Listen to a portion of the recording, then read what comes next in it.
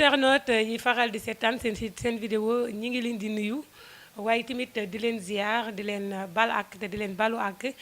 ci tabaski bi nga xamante ne ci lañu jógee tey nag gis ngeen seen émission gan gi mooy ñëwaat indil leen nag beneen gan tey nag ki ñu invité kooku moo di ki nga xamante ne moom moo gën a fës ci M23 patriotique mooy coordonnateur bi kooku nag moo di Cheikh Sadibou Diop Cheikh ñu ngi lay nuyu. waaw ñu ngi leen di fay di leen ziar di leen baalu ak di baalu ak seen auditeurs yëpp di leen ñaanal gudd fan ak wér-gu-yaram di leen wax déwénati. d'accord déwénati à toi aussi tey nag gis nañ ne fan yi yëpp M23 patriotique dafa bokk ci actualité bi parce que gis nañ ngeen def ay sorties def ay conférence de presse yooyu yëpp ñu koy dégg tey li nga xamante ne moom la internautes yi bëgg a xam moo di M23 patriotique lan moo tax lu muy tekki. waaw question boobu bu ngeen ñu ko laajee nañ ci sawar trop en effet ñun dañu nekkoon biir M23 originel ànd ak ñoom Alioune Tine man mii di wax ak yéen tey jamono jooju maa nekkoon coordonnateur départemental de Dakar mais bi ñu demee ba ci biir ñun dañ doon poser à l'interne un débat bi moo nekkoon ban attitude lañ war a am bu nekkee la candidature du président Abdoulaye Wade est validée ñenn ñi ne dañuy génn xeex ak nguur gi. man mën na leen déedéet ñun dañu war a nekk ay républicain bu conseil constitutionnel bi nga xam ni mooy la seule instance habilitée à valider ou à invalider une candidature dafa ne Ablaye Wade day nekk candidat ñun dañuy dem battre campagne gagné ko ñoom ñu ne dañuy xeex man mën na leen nag ak ñi ma àndal ñun duñ ko nangu parce que parewuñu pour la conquête du pouvoir ay bakkanu doomu aadama di ci rot mooy les violences en fait que nous avons connues avant les élections ñun loolu moo tax ñu génn sanc M23 patriotique. donc yéen ñi nga ba nga xamante ne réew mi tàngoon na gars yi di xeex yéen bokkoo leen ci ñi nga xamante ne ñoo doon xeex ngir Abdoulaye Wade jóge fii. non ñun bokkoon nañ ci ñi doon xeex démocratiquement pour Abdoulaye Wade bañ a nekk candidat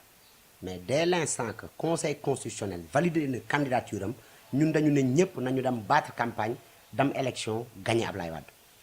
mais ñun bokkuñu woon ci ñi nga xam ni bi ñu nee Abdoulaye Wade candidat la rek ñoom ñoo doon xeex ba ay bakkan faatu ci ñun loolu mosuñu ko bëgg mosuñu ko woote nous sommes des non violents ñun gëmuñu affaire xeex ak sànni xeer ay taal pënaak taal bus gëmuñu ko tey gëmuñu ko ëllëg mosuñu ci bokk.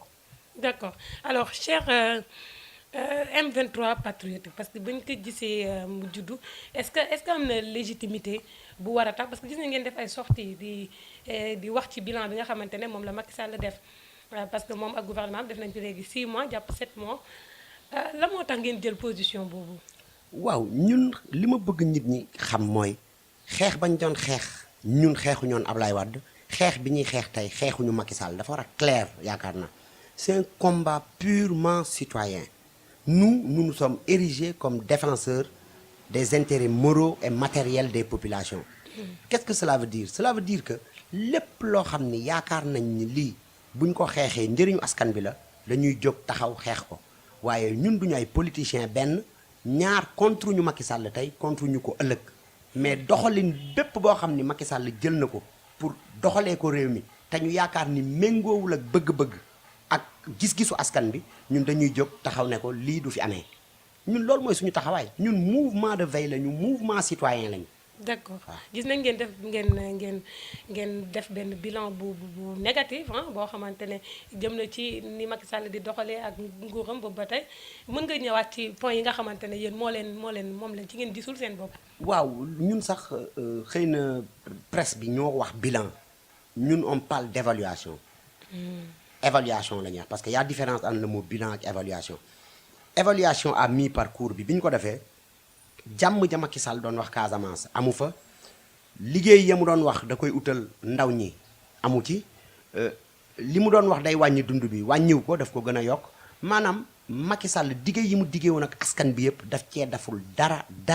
ba dara booloo looloo tax nag ñu ne kii bàyyil ñu fàttaliku ko ne ko ni que ba ngay jël nguur gi dafa am loo diggee woon ak askan bi moo tax ñu lancé d'ailleurs opération dige bor la waaw loolu ñun la ñu taxaw pour wax mais du caagin ni bilan wu Macky Sall bilan bu bon la du ñu wax dafa bon ndax prix hémodialyse bi Macky Sall nguuru Macky Sall moo ko wàññi suppression Sénat même bu nekkee cette suppression n'est pas encore effective Macky Sall moo ko def démb gis ngeen li mu def un point très important dans la plateforme revendicative citoyenne mu nekk le départ de Mbaye Ndiaye. démb defal nañu ko ñu ciy applaudir des deux mains nekkuñu fi rek di ko critiquer. bu defee lu baax ñun ñooy njëkk a tàccu. mais li ngeen di wax bilan bi dafa noir nangam sangam mais du bilan bi évaluation bi Macky Sall bi mu faloo ak léegi dafagul li tax askan bi fal ko dund bi cher na parents d'élèves yi sonn nañu jigéen ñi mënatuñu am dara étudiants yi maanaam jàng sax ñenn ñaa ngi wax nañ ko bàyyi ak yeneen ñun yooyu lañ ko wax mu jublu ci. d'accord démb ñu fësal ay gouvernement bu bees tàkk. bu dee ne sax ñenn ñu bëri toog nañ ñeneen ñi dem waaye gis nañ ci ay départ ñoo xamante ne jëlee leen seen poste comme ku mel ni Mbaye Ndiaye nekkatul intérieur ku mel ni Alioune Badara Cissé ak ñeneen ak ñeneen ñoo xamante ne bokkatuñu ci gouvernement bi yow na ngay jàngatee changement yooyu nga xamante ne moo intervenir ci gouvernement bu Sénégal. waaw premier changement bi ñu gën a marqué mooy Mbaye Ndiaye comme j'ai dit nous félicitons le président Macky Sall te di ko wax nag ni que loolu ñu doon wax Mbaye Ndiaye warul nekk ministre de l'intérieur. du caagin ni dañu joteeg Mbaye Ndiaye wala dañu am problème ak Mbaye Ndiaye démocratie sénégalaise moo toll foo xam ni tey l'acte de bonne gouvernance premier bi nit war a poser en tant que président mooy un ministre de l'intérieur neutre ndax mënoo nekk juge et partie ki ñu fal nag ñu ngi koy féliciter. di ko wax nag taxawaay ba ñu amoon ngir ci manque de neutralité Mbaye Ndiaye ba tax ñu doon wax président na ko fi jëlee moom bu amee taxawaay yooyu fa ñu jaaroon ak Mbaye Ndiaye la ñuy jaar ak moom rek.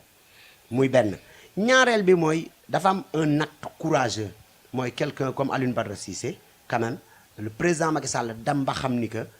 poste de ministre des affaires étrangères poste la boo xam ni attanu ko mu dem seet un diplomate de carrière mu indi ko loolu lu ñuy rafetlu la waaye ñun tey li ñu gën a namm te askan bi duñu ko wax ñu ko koy jottali rek moom président Macky Sall mooy dund bi dafa cher na ci wax loyer bi dafa cher na ci wax la paix en Casamance na ci wax 500 000 emplois yi mu promettre en 5 ans loolu mooy kon 100 000 emplois par an 100 000 emplois par an mooy chaque 6 mois 50 000 emplois est-ce que Macky Sall bi mu faloog léegi dafa na fi 50 000 emplois la réponse est non yooyu lañ koy fàttali ñun li mu def nii nag ñu ngi koy féliciter di wax ni que ànd nañ ceeg moom waaye ñun ñi ngi xaar ba gis ndax c'est pas des changements d'hommes ñooy régler problème bi ñun suñu problème mooy ndax Macky Sall fondamentalement am na programme ndax yoonu yokkute ndax programme la wala littérature kese la ñun loolu mooy débat bi ñuy posé tey parce que Sénégal dama yàgg wax ñin ñi ni que le débat il est d'ordre programmatique il est d'ordre idéologique il est un débat d'orientation du ay xastante ak loolu ñun débat boobu est-ce que APR ak Benno Bokk Yaakaar bi ànd ak ñoom est-ce que am nañu programme ñun loolu mooy suñu xalaat tey loolu la ñuy laajte. d'accord est-ce que parce que tamit gis nañ ne Macky Sall dafa bokk ak ñeneen ñi nga xamante ne dañu fàkkee ci yeneen langue politique yi ñëw boole di gouverner ensemble est-ce que yow boole boobu di boole est-ce que am nga ci confiance. man boole boobu laa gëmul faluñu Moustapha Niasse faluñu Tanor encore moins ceux qui se réclament des assises président Macky Sall la ñu fal na jël ses responsabilités ak ay nitam. Parce que tey ce gouvernement ressemble beaucoup plus à ce que j'ai toujours dit l'armée mexicaine 700 généraux ñëpp a bëgg jiite ñii dañuy étouffer président Macky Sall nañu dellu seen parti comme Khalifa Sall ni mu ko waxee nañu dellu dem massifier seen parti préparer les élections municipales moo gën ñu topp président Macky Sall fu mu dugg ñu dugg fa lu mu wax ñu wax ko nañu dem liggéeyi ñu bàyyi ko président Macky Sall fal nañ ko li tax ñu fal ko ñun sénégalais xam nañ ko. léegi ñoom en tant que parti nañu dellu ñu nekk fii di ma wax ni que ay alliés président lañu non ñun bëgguñu gouvernement de partage du gâteau. mais ñoom tamit ils sont au pouvoir parce que gis nañ ne deuxième tour bi ñoom ñëpp a coalisé wu jàppale ki nga xamante ne mooy Macky Sall est-ce que c'est pas de bonne guerre que ñoom ñu toog nag jéem a gouverner. waaye deuxième tour bi bu nekkoon yow sax yaa dem deuxième tour Ablaye da ngay gagner élection yi sénégalais yi voté la ñu Macky Sall encore une fois de plus Ablaye Wade la ñu sanctionné il faut que nit ñi def lecture boobu. Sénégalais yi voté lu ñu Macky Sall bu ñu voté loon Macky Sall du am au premier tour 25%. kon da nga bëgg a wax ne Macky Sall il est président par défaut. mais loolu lay wax kañ loolu kañ ñëpp a ko wax Macky Sall est président par défaut loolu kañ amuñu ci sikki sàkk Sénégalais yi voté lu ñu ko dañu sanctionné waa PDS ak Ablaye Wade. gis nañ ne ñi nga xamante ne moo di remaniement bi changement yi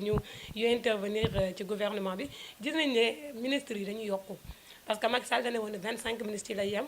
mais gis nañ tey une trentaine de ministres. waaw gis nañu tey une trentaine de ministres loolu rek ba tey waxeet bañ doon waxal Ablaye Wade démb tey la gën a jekk ñu waxal ko président Macky Sall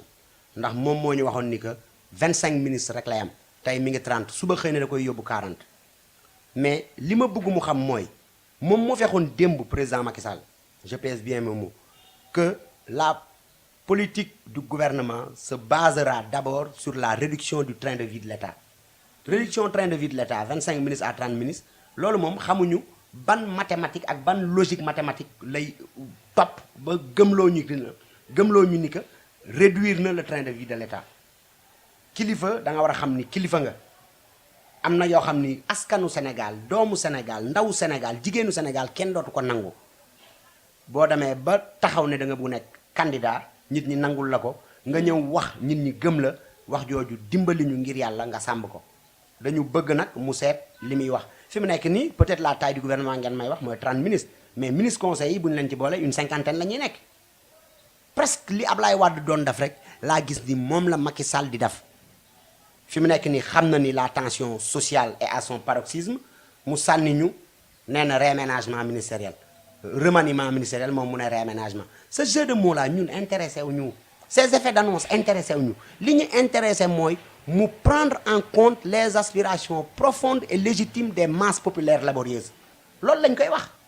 ministères yi nag gëm naa ni sax dina gën a yokk te du ministère yi kese am na yeneen ak yeneen yoo xam ni xëy na mënaguñ ko wax parce que on attend le moment opportun pour wax ko. d'accord diggé yooyu ñuy gis politiciens yi di ko def bu ñuy campagne pourquoi chaque fois ñuy lajj ci yooyu mbir yéen tamit la moo tax doo leen taxaw bañ li nga xamante ne parce que gis nañ ne bi mu falee gouvernement bu bees boole na ci ay ministres conseil yu bëree bëri parfois sax mu fal ci ñoo xamante ne peut-être gars yi duñ ko yëg mais la moo tax boobu ba tey yéen taxawoo leen pour xeex loolu. ñun dañu bëri façon xeex pouvoir bi dañ ci am ay nit ñoo xam ni lu ñu naxari dañ leen di yónnee courrier xëy na yéen du ngeen ko yëg du lu nit mën a di wax bu ñu leen yónnee courrier ñu waxtaan échanger bu ñu xamee ni ñii naruñu lii ci la ñuy soog a jóg wax ak ñoom. Macky Sall diggee yi mu diggee ak askanu Sénégal te àdduna bi yépp di ko seetlu. ndaw réew mi yépp bàyyi ci xel fi mu nekk. nit ñi duñu dawal plus d'un an te duñu taxaw ne ko président lii ak lii nga ñu digoon gisuñu ko bu yeboo mu xam ko allié mi mënuñu téye nit ñi presse bi muy manipuler mënuñu téye nit ñi kenn mënul téye nit ñi bu ñu paree pour wax président Macky Sall yow yaa waxoon lii bi gën a fës nit ñi di ko ci xaar mooy moo waxoon mandat bi da koy wàññi de 7 ans à 5 ans boobu ba léegi déggaguñu mu wax ci dara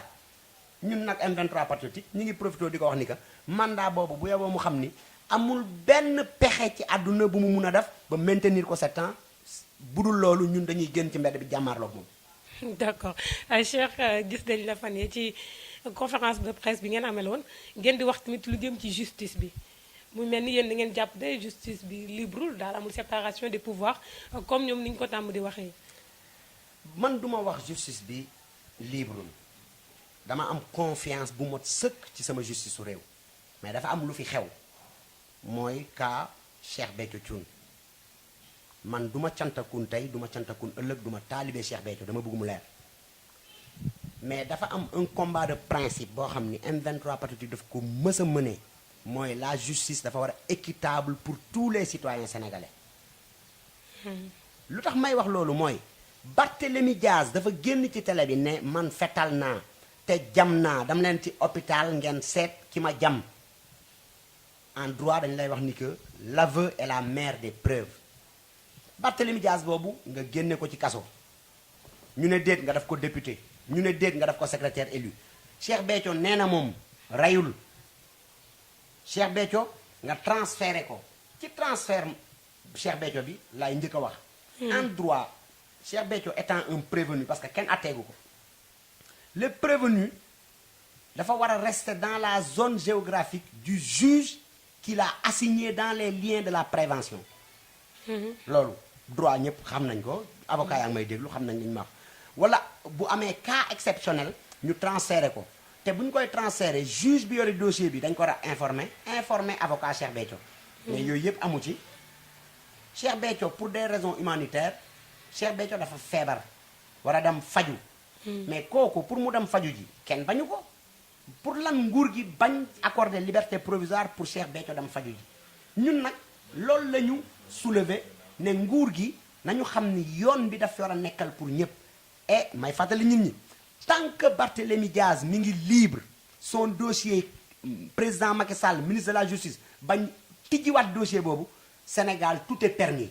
Barthélémy Diaz sénégalais la comme man sénégalais comme ñeneen bu nekkee moo sañ génne fetal di fetalante ba pare dara du ko ci fekk ëllëg keneen bu ko defee bu kenn wax dara. waaw léegi yéen foo leen ba da ngeen est-ce que da ngeen gëm ne Cheikh Béthio affaire politique la moo tax mu toog foofu ba tey parce que gis nañ ne cantaako ni wàcc nañ ci mbedd mi def ay manifestation yéen loolu yëpp nag ngeen ko gisee. cantaku ni manifestation bi dafa am lu ma bëgg préciser mooy man ba tey j'attends encore ñu wax ma ni cantaku ni ñoo taal oto yi ñoo kas lii ñoo def lele parce que ñun xam nañ comment marche un état. Loin de moi toute idée de vouloir défendre les cantakun maag cantakun yi bokkuñu gis-gis dama bëgg mu leer. du ma cantakun tey du ma cantakun ëllëg te défendre ma cantakun yi mais position de principe la tey yoon bu jógoon dal sa kaw yow mbayankoor te warul dal sa kaw ni ma taxawoo Cheikh Béthio ni di ci wax noonu laay defat dama bëgg mu leer quoi. mais léegi bu nekkee nag am na une quelconque implication des cantakun dans les différentes formes de violence que nous avons connues récemment que justice soit faite. Nous voulons un État fort et le droit doit être respecté man loolu laa gëm mais j'attends encore des preuves comme quoi cantakun yi ñoo def lii loolu laa ndax État saay-saay na saay-saay boo xam ni pour ñu xam li infiltration État mun na infiltrer ku nekk. mun na infiltrer ku nekk pour kaaw Cheikh Béthio ma bamtuwaat ko man du ma cantakun tey du ma cantakun ëllëg ñi ma xam nañ ni jegew ma ak cantakun yi dara. mais position de principe la Jean Viera ak Mamadou Fall ak Aïssatou Sall laa ci yemale ku ci amoon problème bi Cheikh Béthio am taxawaay bi M23 Patriotique am moom la ciy taxaw moom la ciy wax kaw Barthélémy Diaz ni mu demee naqari na askan bi dañ ciy wax te duñ ci tay semaine bii di ñëw dinañ bind lettre au président Macky Sall pour interpeller ko sur la question parce que dañu bëgg xam ndax Barthélémy Diaz mun na génne fetal di fetal taxaw ne moom moo rey ba pare ñu génne ko ci kaso bi ñu ne déet ñu def ko député ñu ne déet ñu def ko secrétaire élu mais de qui se moque-t-on? Cette justice c'est une justice des vainqueurs wala c'est une justice pour tout le monde ñun loolu mooy suñuy question mais contre ñu Macky Sall contre ñu kenn c'est un combat citoyen que nous menons loolu dama bëgg nit ñi bàyyi ci xel. d'accord léegi avant nguur gu bees gi di ñëw M23 dañ leen doon dégg ñuy défendre ki nga xamante ne moo di Barthélémy Diaz est-ce que tey changé woo leen discours. ban M23 moo doon défendre Barthélémy Diaz. ah yéen seen M23 bi nga bokkoon. non daf leen tànk ñun bi ñuy waxu Barthélémy Diaz ñun dañu leen waxoon lu leer man dama lay wax bi njëkk bi nga xam ne ñun taxawaay boobu la ñu am yéen a ngi fàttaliku bi fi caat bu yanamaar génnee di wax Abdoulaye Wade day kaaj bi ñu ko woowee dig man bañ ma wooloo ña ma woolu ñi ngi may seetaan ñi ngi may dégg Cheikh Sadou dañu jàpp caat ma ne leen daw ma dig tey daw ma dig ëllëg ndax du man kuy saaga mag man sama yoon nekku ci donte boo amee dëgg ñun du noonu lañ ñu yaree. deuxièmement bi ñuy wax kaaw Barthélémy Diaz même réponse laa leen wax man duma fa dem parce que politique wala contestation du ay violence du ay saaga du ay xasante koo gis mu am taxawaay boobu rek ñàkk xam-xam la politique échange la xam-xam yu sell askan bi atte waaye fetal saaga xas tooñ mag ñun waxuñu loolu tey waxuñu ko ëllëg te ku koy wax ànduñoo ak yow nous sommes certes des jeunes mais de jeunes républicains de jeunes démocrates et des responsables de surcroît. D'accord. toute forme de violence bu fi mus am ñun ñoo njëkk a monter au créneau pour ne d'accord ñu. D'accord léegi Cheikh lan mooy sa différent au fond lan mooy sa différent ak ki nga xamante ne moo di Alioune Tine boo M23 yéen ñaar loo leen jote qu'est-ce qui se passe. Alioune Tine sama mag la ma ngi koy nuyu au passage musuma joteek moom dara mais xale laa boo xam ni man ak ñi ma àndal dañoo gëm ni xeex bi am na neneen nuñ ko mën a xeexee ñoom ñu gëm ni xeex bi am na neneen nuñ ko mën a xeexee d'accord ñu sur des points Alioune Tine pour preuve bi mu defee sortie sur l'affaire Cheikh Béthio dama ko envoyé message félicité ko sama mag la sama xarit la et jotew ñu en fait du point de vue relation humaine jotew ñu dara mais sur des questions de principe vraiment d'accord ñu sur certains points wax dëgg yàlla mais jote moom musuma joteek Alioune Tine dara ba dara boolo te ñaanuma yàlla joteek moom sama mag la sama xarit la am na yu bëri yoo xam ni ci wetam laa ko jàngee sama court séjour au sein du M23 originel alors mënuma toog fii tey di wax leneen lu dul loolu mais sur des questions de principe man ak Alioune Tine d'accord uñ ci. d'accord F23 originel bi nga wax sànq. pour yow lan doxalin bi lañu war a changer wala lan mooy problème bi loo xamante ne ñoom bu ñu ko defee tey yéen di ngeen delluwaat ci ñoom. non waxu dellu moom nekkuñu ci sax madame waxu dellu moom du lu ñuy wax mais daal li ma mën a wax mooy au sein du M23 originel nag am na ay nit ñoo xam ni man ak ñoom ñoo bokk position te ñoom xam nañ ma man xam naa leen xam nañ ni M23 patriotique li ñuy xeex ñoom loolu mooy seen xeex ñoom loolu la ñu gëm waaye nag M23 patriotique li ko naqari dëgg ci M23 original mooy M23 original ñaari coordonnateur la ñu amoon contrairement à ce que pense beaucoup de gens. benn bi mooy Dansokho beneen bi mooy Alioune Tine Dansokho mooy aile politique bi Alioune Tine mooy aile société civile bi mais aile politique boobu Dansokho te anamu ministre conseiller Abdou Aziz Diop porte-parole du M23 anamu. ministre conseiller Alioune Tine qui se permet de voyager avec le président à New York ñoom moom Macky Sall ñoo voyagé doon New York ñun gëmuñu loolu. est-ce que bon taxawaayu sentinelle boobu ñoom dinañ ko mën a exercer ba tey. ah mais loolu moom askan bi dina àtte askan bi moom xam nga fi mu nekk dofuñu xam nañu kan moo fi nekkal askan bi di wax ak ku fi nekkalul askan bi léegi man yooyu laa mënatul comprendre ñun dañu ne on est def nous on défend pas un parti on défend pas un président on défend pas un programme ñun askan bi la ñuy défendre kuy défendre askan bi nag gëm naa ni munoo bokk ci nguur goo xam ne doo mun wax dans ce ko def mu nekk ci nguur ku ko dégg mu wax Abdou Latif Coulibaly ku ko dégg mu wax Abdou Aziz Diop ku ko dégg mu wax te ñun ñëpp M23 lañ bokk kon léegi dafa am ñaari M23 patriotique ñun ñu ànd ak askan bi M23 originel bi ànd ak nguur gi. Latif Coulibaly moomu sax gis nañ ñu def ko porte-parole du gouvernement ah loolu noo leen ko gisee. waaw Latif moom xëy na li ñuy njàngat bi ci njëkk rek mooy la mu doon wax la mu doon xeex yëpp naxe mbaay la ndeke candidature am sax ba mu doon wax naxe mbaay la waaye nag ñi ngi koy fàttali rek ni que moom na xam ni du moom moo porté woon combat wu sénégalais yi ñoo porté woon seen combat. bu bàyyee ànd ak Macky sénégalais yi nañ continuer seen combat bu dellusee ànd ak askan bi sénégalais yi nañ porté seen combat bon loolu c'est dans l'ordre naturel des choses man nag du lu ma bett taxawaay bi Latif Coulibaly am nii. bu fekkee ñooñu ñi nga xamante ne ñoo doon taxaw xeexal askan bi tey ñoo dem ba bokk ci nguur gi est-ce que dinañ amati légitimité boobu nga xamante ne mooy waral ñoom ñu taxaw xeex bañ yenn yi. xam nga rek mooy li may wax doomu Sénégal yi tey yeewu nañu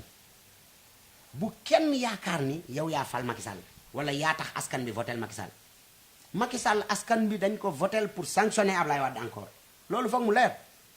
C'est pas son programme ni sa personne ñoo charmé l'électorat sénégalais il faut que ça soit clair deuxièmement nag mooy ñi nga xam ni démb dañ doon wax ni que ñoom askan bi lañ fi nekkal. te tey ñépp gis ni président Macky Sall la ñu àndal di ko Samba Mbayaan di ko taggal ay maamam ñooñu nañu xam ne askan bi gedd na leen ba faw askan bi dootuñu nangu ku mel ni Abdou Latif Coulibaly taxaw di wax ni que askan bi lay waxal Abdou Aziz Coulibaly kañ ndeke gis nañ ni que moom boppam la doon waxal. d'accord yow est-ce que tey Cheikh bu ñu la woowoon ci gouvernement est-ce que tey gars yi mën nañ la xaar nga bokk ci benn gouvernement même pas bu dul bu Macky Sall nga xëy bokk ci gouvernement. xam nga man wax jooju je crois que dama ko tontu mu clair ñun M23 patriotique on est demandeur de rien man dunduma politique. bu ñu la woowoon ci rukk jox la benn non moom laa lay wax man dundeewuma politique yàlla dimbali na ma li ndaw li ma am maa ngi ciy suturlu doy ko. M23 patriotique ñépp noonu lañ mel muy Ablaye Guissé muy Ablaye Fall Cheikh Fall mooy ñama àndal di xeex waa mouvement Je Refuse waa mouvement MCS MSP ak yeneen i mouvement ay ànd defar HLM AJDD bu Derklé ñooñu ñëpp dundeewuñu politique ay citoyen lañu. maintenant président Macky Sall bu ñu woowee laaj ñu suñu xalaat sur tel point dinañ ko wax mais pour bokk ci gouvernement on est demandeur de rien. mais bu ñu leen woowee ngeen jël. non duñ ko jël. ñun suñu liberté de ton gis nga tey facilité bi maam nga woo ma ñu ñëw toog enregistré émission may wax lu ma neex. parce que je ne dois rien à personne de toute façon sur le plan politique. d'accord mais est-ce que am ngeen ay hommes de base est-ce que am na parce que yow lañ ci gën a xam est-ce que am na ñoo xamante ne ñu dëgër ñu taxaw lañ ñoo xamante ne mën bokk nañ ci M23 patriotique. waaw am na ñu bëri am na ay professeurs d'université am na ay avocats am na 2 anciens ministres. am na ay directeurs généraux de société am na ay responsables du mouvement sportif bëri nañu mais xam nga lu nekk bu jotee lañ koy soog a wane fi mu nekk dañu nekk di togg bi ñoragul bu ñoree ba suñ ko yekkee di ngeen xam ni ndeke dëgg-dëgg M23 patriotique du ñun ñett. d'accord alors marche bi kañ la parce que da ngeen ne woon bu passé tabaski bi yéen di ngeen def marche dem palais ah. waaw démb dem naa enquête 4e arrondissement Médina pour demande d'autorisation bi léegi préfet la ñuy xaar rek mu autoriser ñu wala mu interdire ñu ñun nag ñuy préciser ndróo ñoog mouvement yi wax boo ñu autorisé ak boo ñu interdire ñun ay républicain lañu boo ñu interdire dañuy bàyyi boo ñu autorisé ñu génn def grand rassemblement. ngeen gëm ngeen autorisation bi dina yombee noonu. waaw xam nga nit boo nekkee ci réew surtout un pays comme le Sénégal boo xam ni dafa am des textes lois et réglementations en vigueur yoo xam ni ñoo ko régir boo defee demande d'autorisation da ngay dem enquête bi police dañu koy defee boo paree ci police waa police yee delloo enquête bi préfecture ñooy seet selon le contexte actuel est-ce que dañu lay autorisé wala duñu la autorisé bu ñu la autorisé wul nag ngal nangul décision boobu loolu mooy républicain du lu xëy rek nga ni da ngay taal pëna da ngay def lii déedéet ñun ay républicain lañ ñu buñ ñu teree le grand rassemblement prévu à la place de l'Obélisque le samedi 3 buñ ñu ko teree dañ koy bàyyi buñ ñu ko nangulee ñu def ko d'accord ndax réew noonu la war a doxee mais lépp ci yoon ak non lépp la tegu violence ci yoon ak non violence loolu dañ ko dépassé ay invective ay insulte ay véhémence loolu amul njëriñ le débat il doit être un débat d'idées un débat programmatique un débat organisationnel un débat d'orientation un débat idéologique mais débat boo xam ne xaste saaga loolu la ñuy invité politiciens sénégalais yëpp ak acteurs de la société civile ñu bàyyi ko et vivement le débat des idées au moins nit ñi bu njëkk ba man bokk ñi nga xam ne ñoom laa doon roy di jàng politique débat c'était un débat d'idées mosoo dégg ay saaga ay xaste mais c'est avec cette nouvelle génération là Barthélémy Diaz et compagnie la ñu commencé dégg ay saaga xaste loolu nag du yar bu baax pour ndawu Sénégal. d'accord alors xanaa nga parce que émission bi daanaka jeex na xanaa nga wax ñu rek say li ngay xaar ci nguur gu bees gi nga xamante ne moom lañ fi teg parce que gisoon nañ nga ne Ablaye Wade moom benn fuu la amoon. muy Farba Senghor waaye Macky Sall bëri na ci yenn ci fuu yi nag ñoom wàccee nañ leen léegi nga ñëwaat ci rek wax ñu looy xaar ci gouvernement bu. man li may xaar ci gouvernement Macky Sall mooy honnêtement yoonu yokkute dont je doute ni am na parce que dama mus a wax ci conscience de la Macky Sall amul programme man la laa mus a wax bu nekkee yoonu yokkute li muy wax am na ko traduire en acte pour le mieux-être des Sénégalais na ko traduire en acte dund bi yomb na ko traduire en acte loyer bi wàññeeku na ko traduire en acte courant bi wàññeeku na ko traduire en acte essence ak gasoil wàññeeku na ko traduire en acte mu am retour d'une sécurité généralisée sur tout le territoire sénégalais ñun na ko traduire en acte baykat bi mën a gis boppam ci mbay bi muy bay nappkat bi ainsi de suite chômage bi mu wàññil ñu ko parce que loolu la ñu gëmloo ci li muy wooyee moom programme yoonu yokkute te ñu ngi ko ciy xaar. d'accord léegi nag xanaa ñu bàyyi la rek nga nuyoog wala boog nga wax benn message lancé ko ñi nga xamante ne ñooy internautes yi seetaan seen vidéo. waaw ma leen di wax rek que ni ñun ñu ngi ànd ak seen vidéo di nuyu internet yëpp. di leen xamal nag ni que M23 patriotique kenn moomu ko M23 patriotique du mouvement politique mouvement citoyen la M23 patriotique taxawuñu fi lu dul wax askan bi yéen li ngeen di xalaat ak li ngeen di bëgg ñun loolu mooy suñu taxawaay waaye nag mu nekk taxawaay boo xam ni ci yar njekk ak teranga lañ ko teg ñu ngi leen di gërëm di leen sant. d'accord ñu ngi lay gërëm di la sant Cheikh Sadibou Diop di coordonnateur bu M23 patriotique gis ngeen nag li mu fi jot a wax ci lu jëm ci actualité bi ci lu jëm ci réaménagement bi ñu def ci gouvernement bi waaye tamit nee ñoom M23 patriotique li leen tax a jóg moo di askan bi donc ñoom ay sentinelle lañ pour que lépp jaar yoon ba askan bi mën a gis seen bopp ci gouvernement bi ñu ngi leen di sant di leen gërëm di leen jox dig daje fii ak diir bu gàtt rek ci seen beneen émission gan gi